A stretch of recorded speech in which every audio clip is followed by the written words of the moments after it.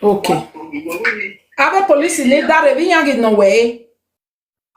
Questo ma e police do get document ni ya pa wale on le smole ni da wa de pa o. Un questo na. E police pa ne. Police do get de ni ya pa. Mi yangi vie be we bana. Mi ya check. Ni na we na ni lo ya me. Okay. Ni ya te lo ya. Problem ni lo. Okay, runde no na we uye mi suyen wo we. Awa be la suyen. Oya kwa be no ru ko ni ya. Yare. Yes. Amo. Okay. Ya exam o ya ti ti o. Beti ya ma be certificate tabe we no pa yo ware nu e. Ya ma mo e pa the company me na ni ye yo wa. Ni me na ni ye na kana we me ya ti amu pa we no nya le lo wa. O wa ni ye agam mo ni ya. O ga yo gbe no ya ko no gbe. O ga yo gbe na ga ni ya ko te pe ni le ba bo. E ma ti aku le yo ma o. E na ko le jo ti ati ne mu. O na yo we na ga ni ya pe pe no gbe bo wo te we bo na. O ya bele je ki aga no.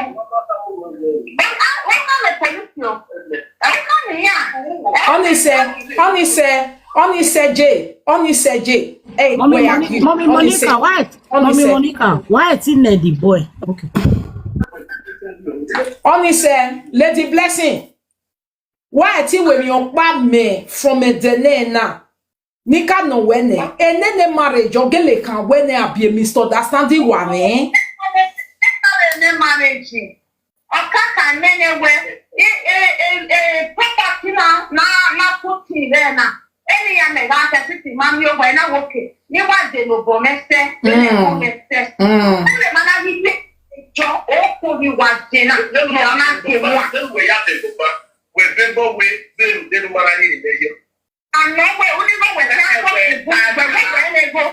Okay, we nya na me 10,000 riel la dian be na. Okay, 10,000 ni ngiri la dian be na yin igwe nu we yare e ba igo wa. Abi yin wa o ware e ma wona we gbe be yare e le. Ya ko fun wa na we mo mu ge mi a ti we me go ma le ti ni le yo. Okay, bete to we yare e ni go ba e. Ama mi a ke na no re ma.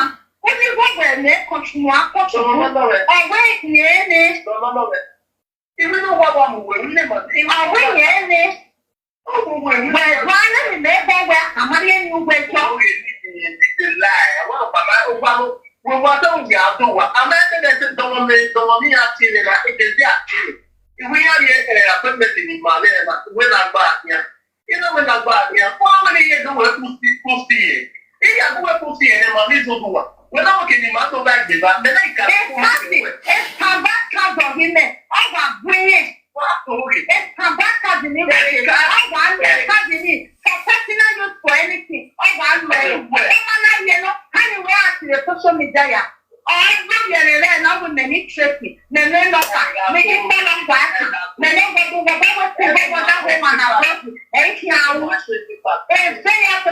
Okay, Mudia. Ege no na gun be na. Owo me time. Nana me wo wa na gui. Una ya spend 2 weeks bi buy amanke nujo. Una se mo ani.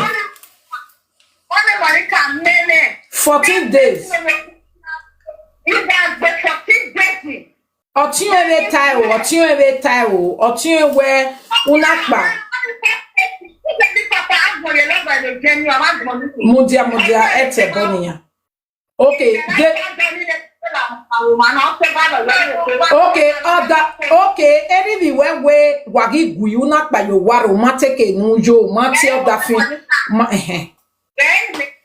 ni me sama woli no wale ya nana no wale ya re dere o wa amwan dore wa kiemi everything will stand there o dey na the challenge ne wa go we o kwa ne go to period o kwa e no ma se ni e very one of the day I was the last day now who go where they are mama. In our following love the big like 5 days. If I wear really start to remember love the then it's pretty shorted the hotel, the receipt, the everything. The regular buena. In our party and I'm not to come and make time to hear you. Yeah, whatever. I want to other do. In that the 14 days, the name and then that need no one never do there. And then when I come again when you're playing with the will be there. That's a Mama, come on, we are going. This is the bread we are laduhu. And not laduhu. And not that for a laduhu. Hey, you get now, Michelle. Make a I want to make cottage. Okay.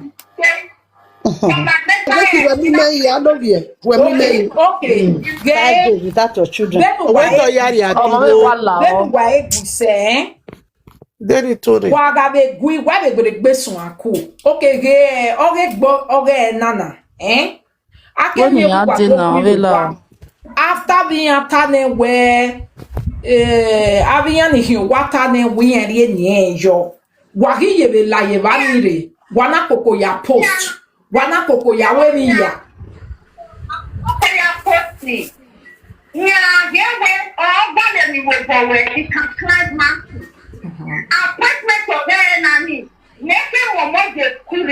Ye be in ya post ne. Come on, baby.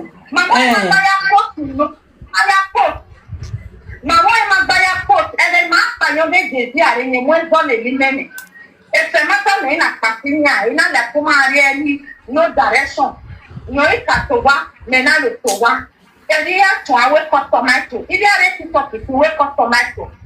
If you are wake up tomato, if you are never a customer, you must. In a boy, in a mom of the school, or never get a boy. Or much to be much of boy, or my mother, the school is the customer now, game of the school. Then when I say they will turn on my fellow, but the customer, in a game of the school. Okay, Dege ni ya reni na we do fide mu Devi ni ga ye mo na na ile mi ge mo na agun no we ga judge the live video be na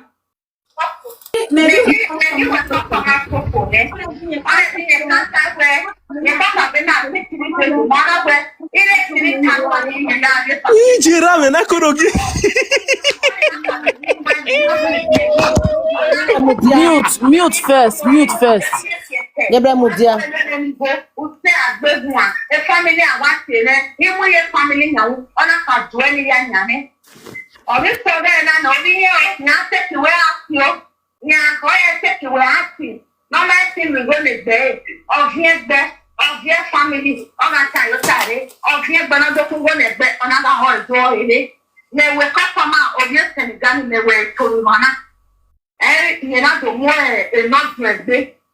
They we only talk on any thing. I said, well, when they buy the only car down.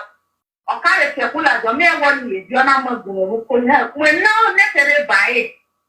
We got back here to a way that taking out. On a color, we are taking one now. If you want, what's a even yellow, the man is just in our one because here we are getting water.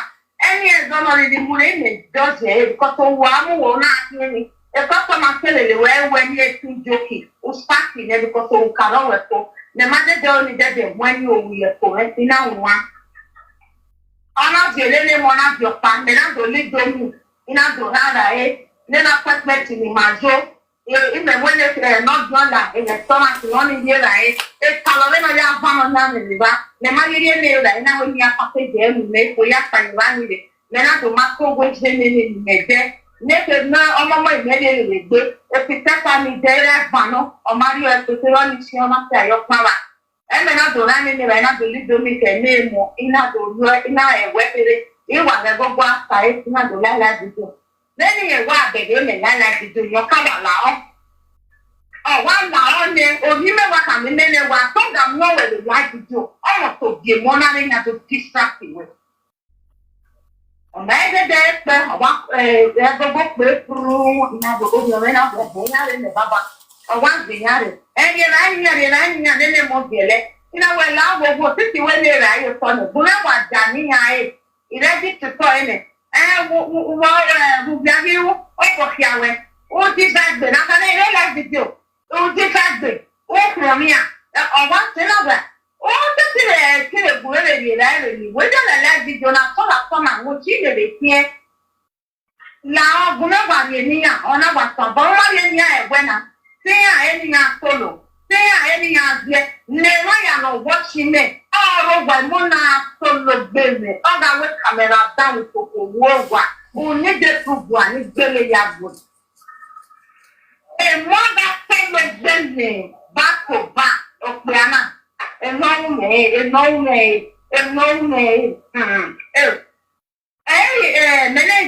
Okay, Yeki mwaga no tota. Mwaga. Na wa senene la video na wa se. Me senene la video ai. I ma do ejo. Me na fi are me ra e mo. Won na wo ko ni na yi me ma do ejo. Ona wa ko aka lo. Ona tun e wo ko ni. Me already me la video na ge na je kwa. Ele no customer wa ko no ro du ko no we showing e titi ko e. Ele no ni ya wa we mama. All the live video, your God voice they enter where. And then you hear everywhere, no matter that video, yo. And you wire tagbe, on a wall, no wire. A why you pan a wall, or you were in that famine where, or penetrate from our where I package master we make. Oh, then may ya me one, may ya pay thee. With one way, equal and attack, I run a business to work. Yarn new way, Samane. That bag ya o die. But what your boss pa? Are business or in ya distract it take condition we. On our way, we are the work na. Ya you wearing it on our boss pa the book on our doctor why yo. Or it do you not the way. Then not do you automatically wish you ya do your name. A TikTok in the beginning na because only you normal same card. Yes. But the Facebook really care now went up. Eva winner, Muna, Hamena, where or many case I'm aware. In when I tell you, I don't know where woman are unlocking up. The social media can't lay off the area boy. It just can't testify or try not the area. It are let big as singer. What you what go in here? Okay, the baby can't lay on the back. A young red couple anywhere. He said the pastor might just we what a year well on my own. Or I'm no way, woman, I no or that way, any or can you attack? Nay, doctor is your farmer, the son or anywhere. Here you know that the name one, now you don't farmer, you're not right now. For 9 years, the Baronoa is your bed. Yeah, I think your would come out. One more time, the book of Punisher. The bear attack financing in the yard pay and I wish it, and let's let the yard lay on your cutting and let your talking banner. And when I mean any women with a way, where I attack financing, and I wear one more time, the bed of Punisher. Now, everywhere goes on, everywhere goes blood, everywhere goes the make and egg. The Maggie right now. And the when whenever you go, 2 years of young back, where you go, where you will go for 9 years plus 1 year, no one always never no present. Oh, master, why I want not Panuselu, why I want one. If there were any time where in a document, you may tell why I move in a way, why we do my left in a way never. Come on, listen, we never not done or red palima. And what I have said, a winner, and then a winner. Oh, come here, Henny. Oh, what was that? Yes, the Solomon to remain in 100 women. My now, photo. We must find another dinner. We must find that money. We must get back. We bury an who we must get no. Yes, he was tested that once in a while. Oh, she got here on the banner of when he married. Animal was a Pazana will is that for 30, and she got it out in it. Okay. And she got no packet of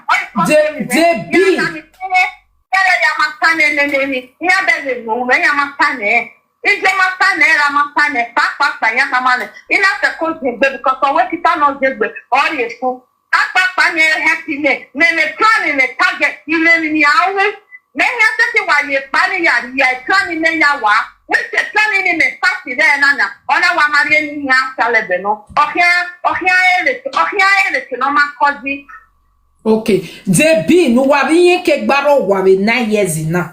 Debi ni ye pay de no eside no we dey pay.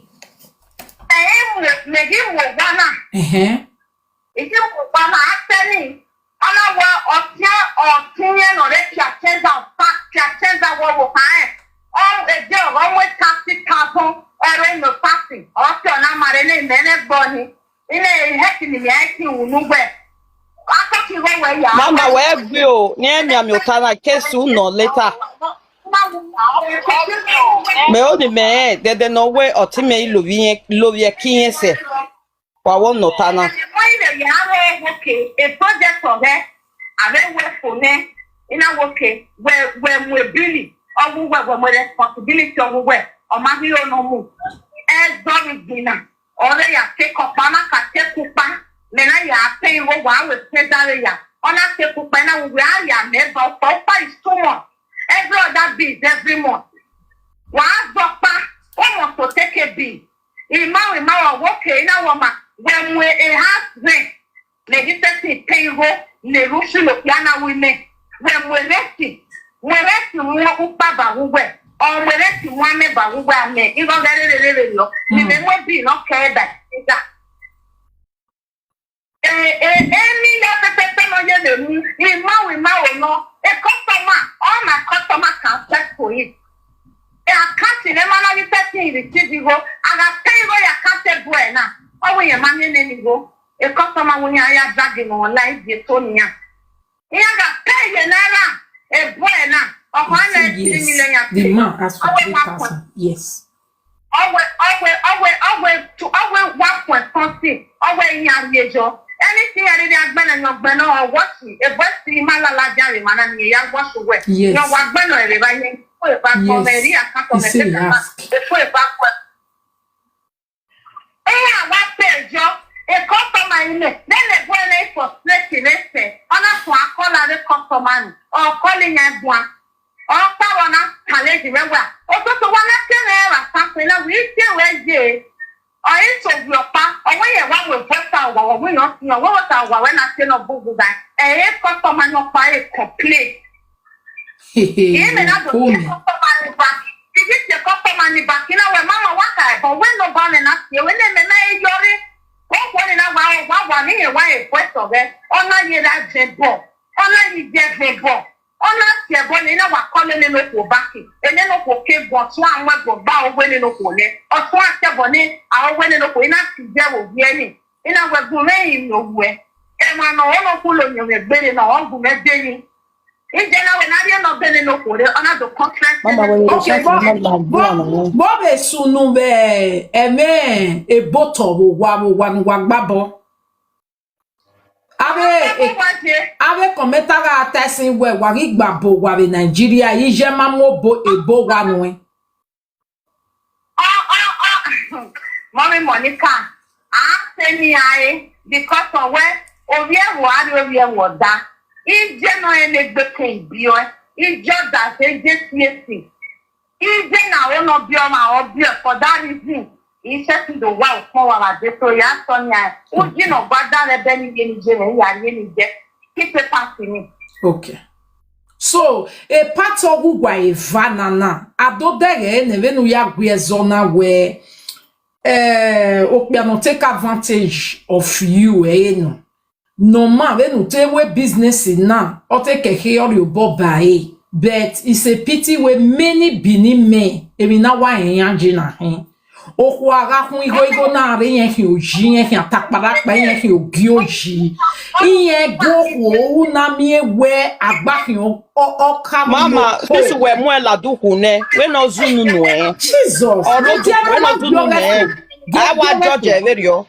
We no zunu Ola gen mo jaye live video na. Ola ame yagbo.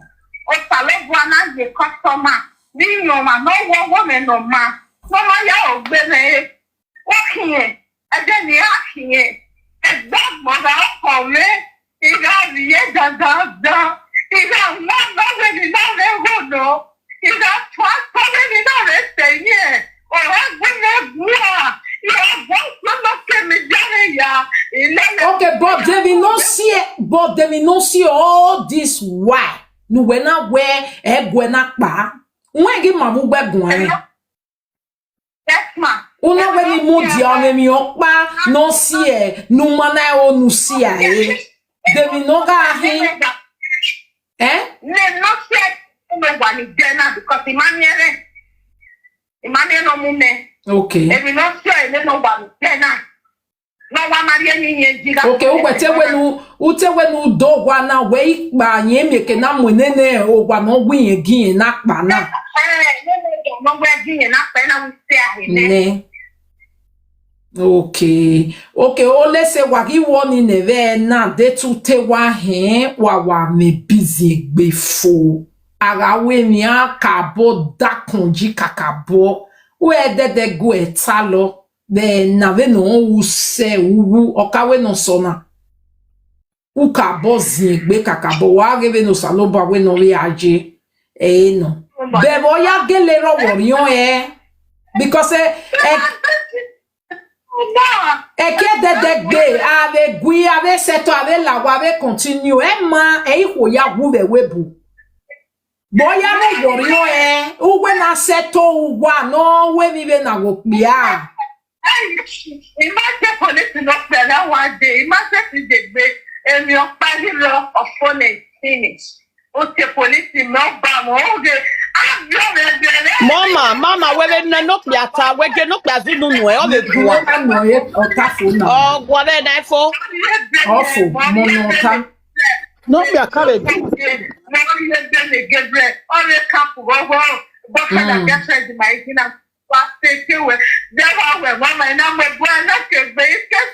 Betty, but if we are worried, na ve setu no me no pay abi no nene 10,000 no yari be igo gwanu wa akoko de do yaro worried money there, when I buy the money there, money there, oh, yeah, money there, anywhere.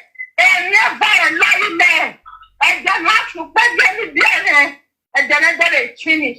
Then what to buy the make finish. Each year when they took a game there with, and then not and then I done, I have saying I'm upset, I don't know. And the bagging for that is in the area way there to the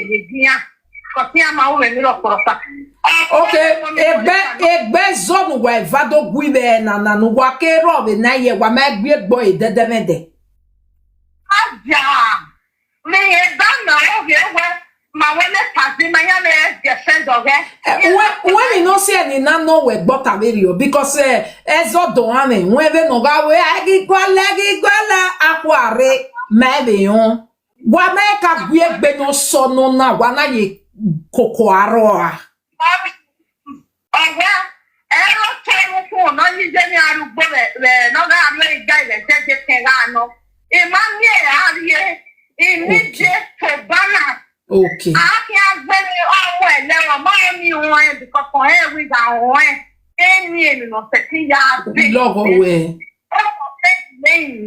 okay oh no ile okay eni ya se capacity which ave ni ya se ina to appear collect okay you too ina to one by one ina e ko so ateke mu bi we ya ma ojo eni ya to say ni se we ni ma wu me se ti we ina to awe before you se kapana ama we ti ya check wo ma pe eni ya ina ari bakina ari makanya ti ale igba haijera ya jole manere na ugbetele miamia ile jegbia ejo do ya mane ya se fona e man no download app me ya se fe yo me phone no be password yo na de yo mo bo ona bi yo mo bo before se wa no ye ani me ya kanti mere ne e se ti de beta kata no ti ya re back the same thing we Nigeria then you wa gwasina e no na pe ya can't over where I've been a semi dome where you're aware. Owe te we nu wagbare Nigeria nye ya mare wo huna we go mai bunse so kunka begede gore ne wo wa ke ari owa.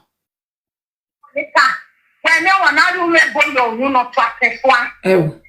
A man in Germany, Yari, when you're married, more fight. So, over busy when the master is those that the baby when I'm already. I got a shock up to me. I let me camera down. Only in me, no one in your way. I don't want marriage in your down. Where was she? In a one married winner. In a one banana. In a one. Take accountability to your action. Take accountability to your action. Take accountability to action, yes. I can't run it out. Then the salary was blessed when I you charge million in a dolly by now. You will marriage. You know, with telling me I am married. Then marriage is I am very no. Let that marriage go to air. Take watching. I will come and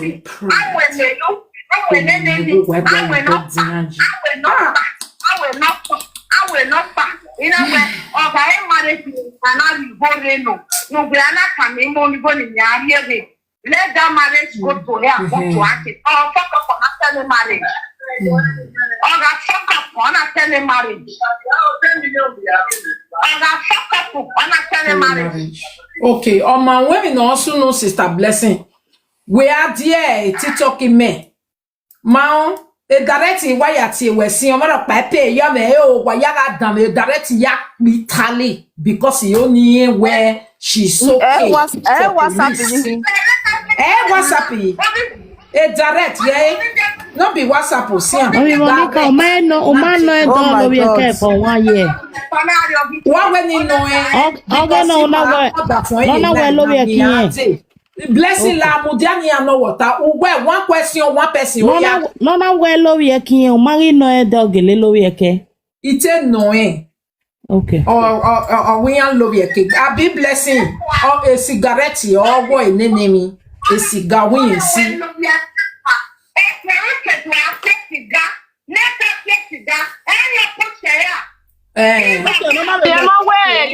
Facebook woman I love your king there. You may wake your day. Matter what your ballet or whatever your ballet be not your ballet be ni yaw. They taught me matter about anything else what be your echo. E sa ge ma ye role never. But wa ma we ro baba. Oya mo dia Blessing women no so no e direct yati we ma ya ne kakabo almost 1 hour. Women no so no. We are there. My darling. Because it's a girl rolling about or connecting your body. Mudia. Blessing.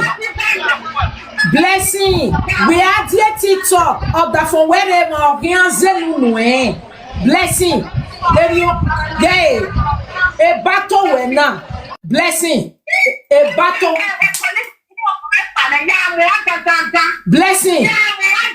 Blessing. One more unena. Blessing. Sister Blessing. Oh. EJ. Blessing, me and I can go na a weak point when a man I low way. Kai. Jesus. Oh, remember, Lord, when not tell me one, fear, mama, fear not tell me one. Who are respecting Jean Banner, what a bonia the live video. A Blessing.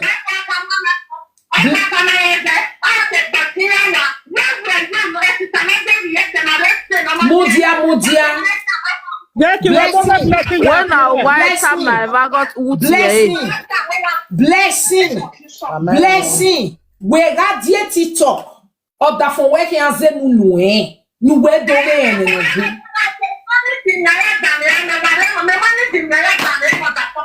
Okay, when you wear no other uni, my affair not de consign. Emma ya de consign anyway. Okay?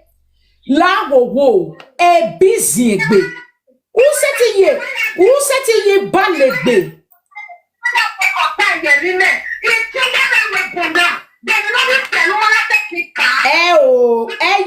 Eyi balegbe. Umwe gbe ni awu no money di no na anybody question. Okay, we are the on my wetin maybe what's up. Honest, J. Gay, a direct yati, WhatsApp. Yen, waya fefe. Oh my God. So, my people, all of you now, where they yes. Sister Ilo ke camera, Sister Ilo no ho we social media na gbe. 2 children, 2 baby papa, my yemi no more. Oh, baby, ma so we 20 years ago.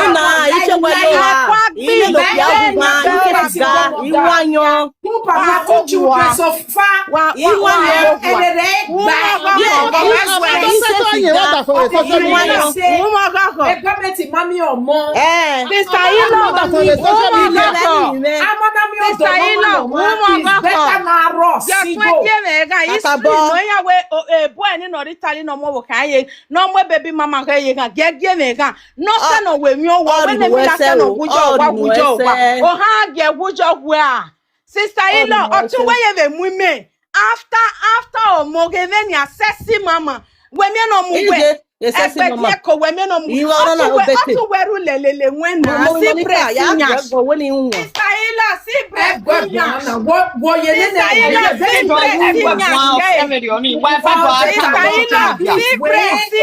ye right now. Boy,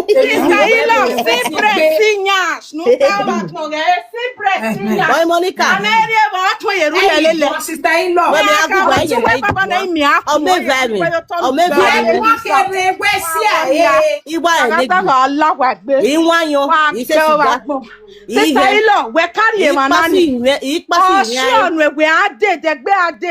Imana gbu e.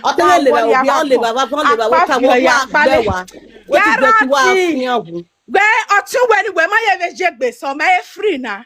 Mi ga nege gari me ni gbe wa ime na ri gan ni. Gbe wa ifa ya gbe wa. Abeni akoye isu ejo e. Damo. We gi me carry ege lawyer ni me ri ege lawyer kama me we e ga werie. Imi amotun we yikuse me keke gare. O si lelelele ri awugwa fi. Oh, si lelele. Unu no to si mo gwa kian mie. The next one kian ga polowo to mo asho wa. Onwe kama we na we e sagyon ge ya please egbe me butara ti we. Nemi la se no wu yo ro gujo ru me mo imeme. Ya zio boy wa lu wa ye keladia. Ave user. Wa gbe o wa gbon. Boy wa o. O mu di go ya. Ya le get at ya so yo wo weru ne 20 years ago gagbon we. Awo weru ne nu get at. Comment to me where? Comment to me where? Gera. Comment to me where? Jenny to me where? Get out. Yes. I mo even feel where we go na Nigeria. And Nigeria hero show now. Na ya we for friend to go. And Nigeria hero wa be show now. Nene mi to bayasi. And Nigeria hero no wa be show now. Ona be mu wo don efuemu. Nigeria hero show now. Sister Ilo. Nigeria hero show now ya where they call it. Yeah, ya gba where they call it again. Mama I will call you. Mama I will call you. Mama I will call you. Nigeria kero ujona nia enuwe dobo dobo se Nigeria una yamuna otele hele jona na wa we jolo ya promise of no howa wa be wa gbon Nigeria kero ujona be mu odone sister Ilo 20 years in Germany yes government to me where government to me where 20 years in Germany blessing what me say government to me where government to me where the Germany blessing what me say o we ti wa gbe o we ti wa to me where government to me where shut up as one get a father we no see me odan fun we wa lere nyana we dey mo yin me government to me where government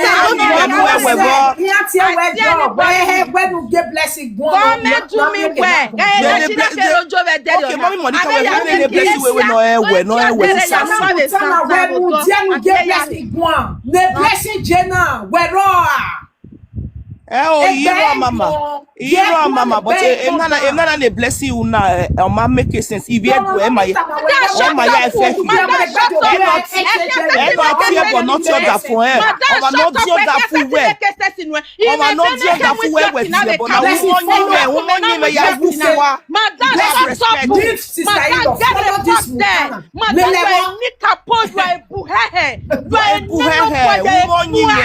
I not see your that But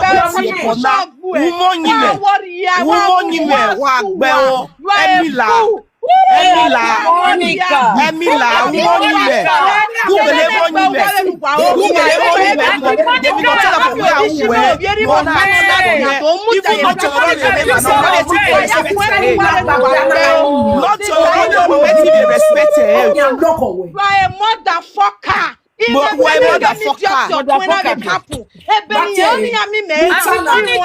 Disrespectful child.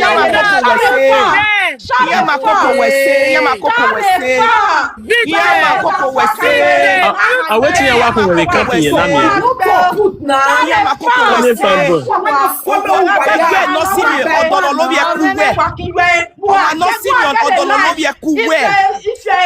You are a wicked girl. You are a wicked girl. You are a wicked girl.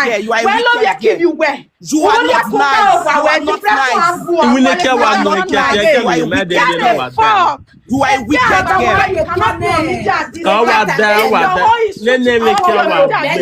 will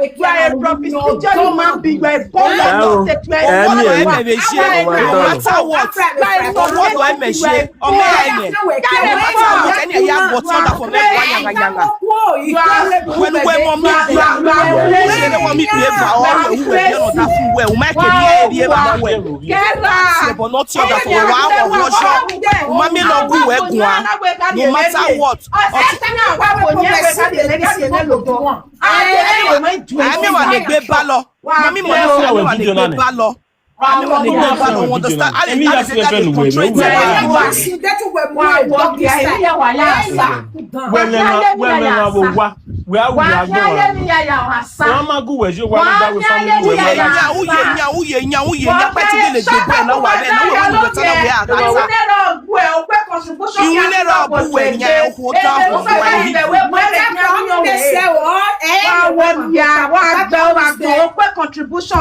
Contribution la we gbe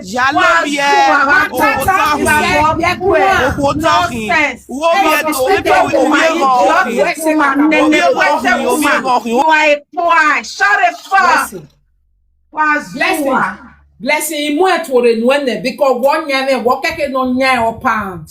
You understand what God does for you? Wa contribute wa do ro be ime ke mo tu e be camp.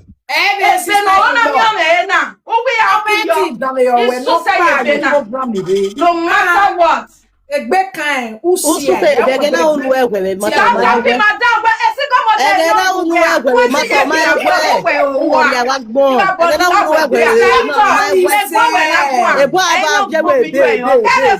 Y'all say hey,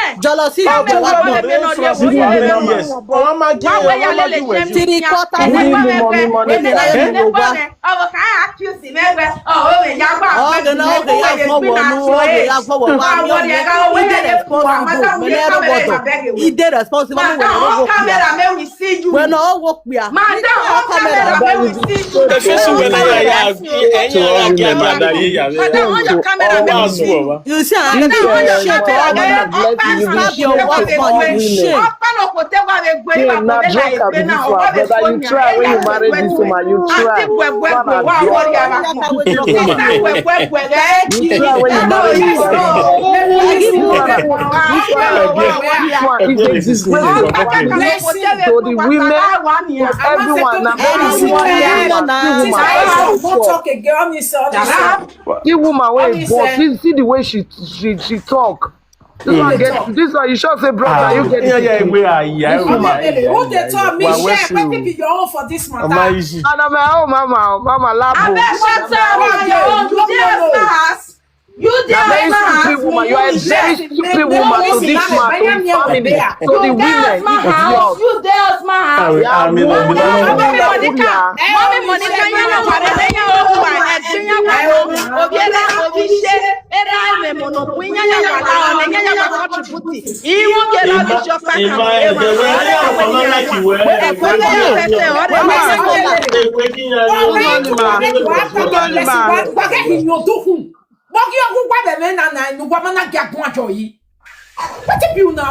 Sister Blessing, don't do a beg, don't do a beg, yeah.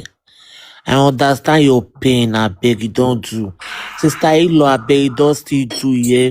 May we try, mommy Monica, she try well. May we try, more make peace, I beg. No matter what. Who should be, don't do. Mommy, I beg. Honestly, Jennifer, it don't do. Thank you. Blessing. Me and Areban, where police come just now, they collect your documents. Document already. Ni yana already donation for it. No yaya tinya ni opo your automatic donation nene.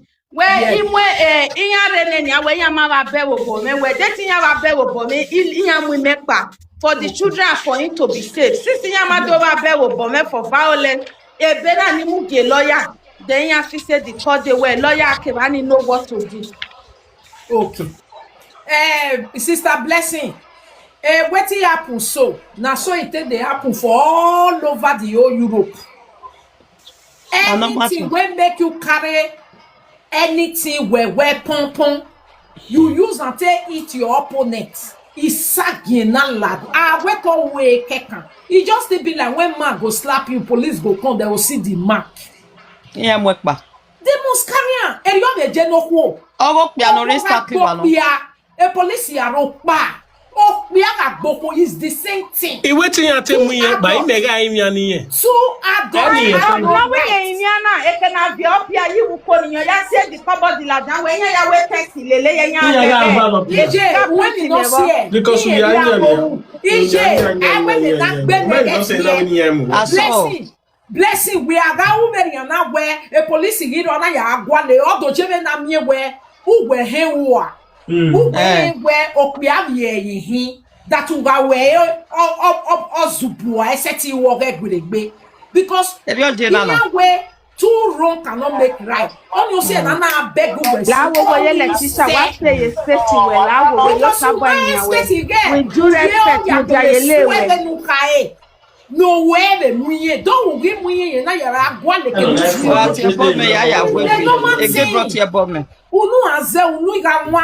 exactly. Okay, but osalo no give me where no help the situation never go far but other from when you no ya gwan si be na ya beg sin ona do ewe ora o pe kokori eso magi beg e ba dedi has been done e beg iro no etin amede ye mai mo ye beg yin you hear ye ti so fure your betu mo ye me wani ara wa tinke one side ma ti are the social media my own where owie ga pe o se awe owie ga pe ne meme mo na keje ga ijo e ga na ma so ya ne kujele ko awala steady onoje okaje gan ya brother makaje gan wherever Gabriel wherever me igelere ba agba wa fo emi ni edu awuna e me na do fi we I don't want since when they judge you know say as we see this matter since when they judge it can't be like say oh na money problem. You understand? Now misunderstanding. The anger where they inside blessing alone. The anger where they inside blessing alone.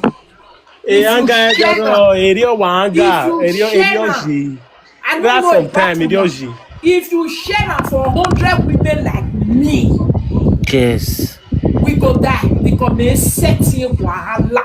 Yes, exactly. The social media me very now. e na settle e mata what e bom etie no ogo to That's a wire. Yeah, wire. so a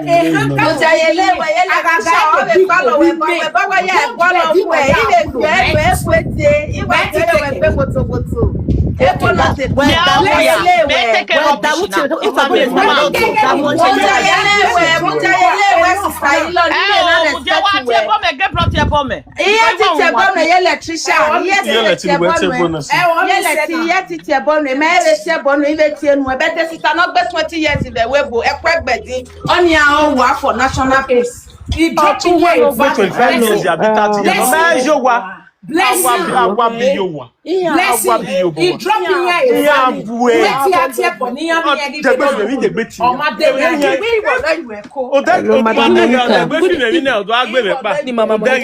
odege ona eso wa mu ya o pa ya na o se o ma ge yowa also one man get you wa because yan ropa ma like yan wa mi ego ni ne progress o ge o ma kan yan also one na mu o ma no jowa because yan ropa can receive e se Madam Monica wa mu gbe ere o mu gbe gbo ti no je ere mu gbe gbo ti how are you my dear?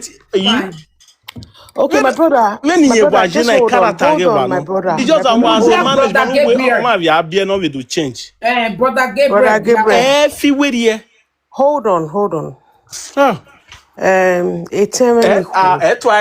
My brother, just hold on, please. Hold on. Can you just hold on a little bit? Please. No. You are pity. Wako, It's crazy, man. Waya buta. Oh. Sorry. It's very sad, and this is the first time I will have to come on a platform for my Edo people, because this is really very disheartening that is happening to our people. I want to first and foremost beg Blessing, you are a mother. Blessing, you are a wife. You are a very lucky woman to have a man like this. I live in Canada, but I'm a Benin to the core. I watch you when you do that, your hair thing, and I quite appreciate you a lot. And that's why I have been following you, because I see you as a very hardworking person. But when I saw you tonight, you were talking, I felt so bad. I was wondering, I said, oh, this kind of a hardworking woman, how did she fall into the hand of a man like this? Mm-hmm. But you know what? We shouldn't judge from what we have seen here today. And that's why I'm speaking to you, my love. I'm close to my sister. Do you understand? And I'm like your mom. I'm like your senior sister. I have to tell you the truth. You need to keep your home. This man is a nice man. I want to beg you. My wife. Sweetie, I know. I don't want you to be. Don't listen to me. I'm not here. I'm not a social media person. I'm not here to support any one of you. I'm just here to make peace. Mami kenanaimo me vani.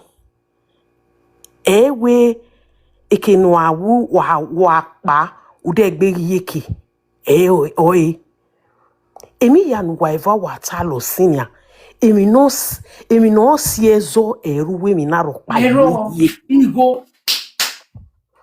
And like all what you said that got you so agitated, I understand, my love. Yes, any woman will be so angry when the husband is not sleeping with her, for such a long time or whatever thing, especially a Webonajena. It's a very tempting place that it makes, men sometimes now to start, they stop taking their own responsibilities. Blessing, I want to beg you, my love. I need you to take today off, go off social media. Go and relax. You see, the thing you have done on life that, anybody, even if your husband, keep speaking to the police and, they have some other people, you don't know people who are watching you people who can say, you know what, this woman will have to suffer for this. They will go and start putting fire. Blessing. La wo wo vi me. La wo wo ye. La wo wo. Iwa imi awe. Can you go off this social media right away? And you go and make peace with your husband so you settle this immigration problem. This is a big problem. You might not know. You say this in a way, you understand? Maybe they do ya zo he, but no here go ma say to e or ilo say. Mami okpianu we wa miena. Ima we to magbe o. Because so they can be very manipulative the way he's talking now and all that. But from what he has come out to do to the public, he has shown sincerity. He has shown that he wants peace. He has shown that he loves you. I'm talking to you from the point you might not even know who is speaking to you. Maybe when you finally know who is speaking to you, you will appreciate this day. Please, my love, try go off the social media for now. Madam Monica, thank you so much. I have been seeing you people, and especially you know, it's the first time I'm watching you to sit down and watch you properly. Yeah, I've seen one or two things you guys do on social media, but I've seen that you're a very responsible woman too. And that's why sometimes I want to listen to you.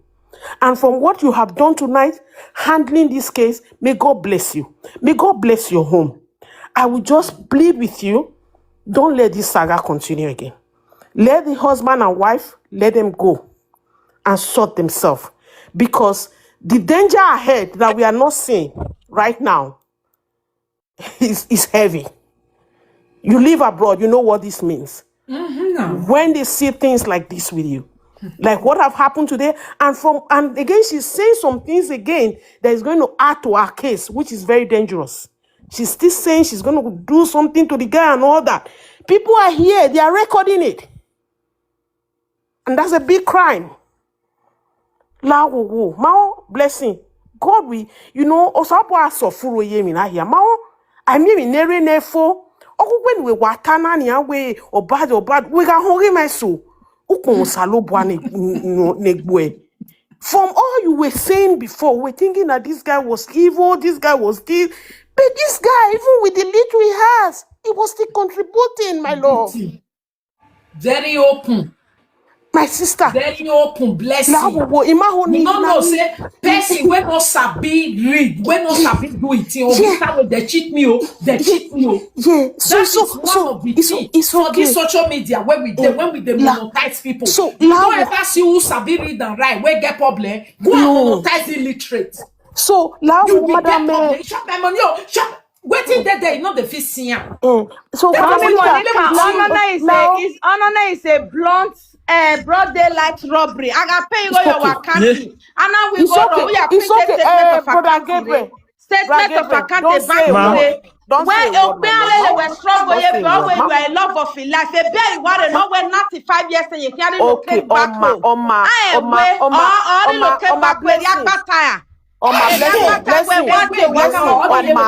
Blessing, Oma. You know what? Maybe in this case now, you will now see people who will now mentor you and mentor your husband. Let's take this thing off social media. Where's the mama? May we God bless you. Mama, you guys have it didn't tell me about. It didn't tell me about. Osaba Deba and our women no go do well, the money ya tem, the money ya tem and what the money ya. No, Gabriel, it's okay. I don't want to go back. No, don't say anything, my brother. Don't worry. Yeah, I appreciate something. Don't say anything. No, I want to appreciate money, Monica. It's okay. Okay, blessing. Blessing your account to Oma, bless you, Sema, or you, Yeah, try Okay. to send you a Where's message. Mama? Ma. Where's Okay, bye. Where's Take care. Have a good night, my love. Go. Blessing. Mommy Monica, Okay, ure this much machine. at since. Where you get away Ohodana here? Or Your brother guy. Blessing. We don't listen to you everything. We hear One, I waiting. know one make I talk. Okay, Oko? talk, sister. But not let them too long. I beg. Auntie Monica, I be following you since 2000 and waiting for Facebook. Thank you. I dey here. I know where you started. So, if these people are killing themselves, let them kill themselves. Okay. You cannot be a counselor for a love that is already damaged. I am married. I'm still on the marriage. Are you getting me? I no get small pikin for my house. You see all these our people, they get problem. I open business in Cologne. I know how they behave. They can break bottle for their self. Tomorrow, if you talk, they go use you settle. Are you getting me, Mama? I'm surprised you are on TikTok today. This is the first time I'm seeing you.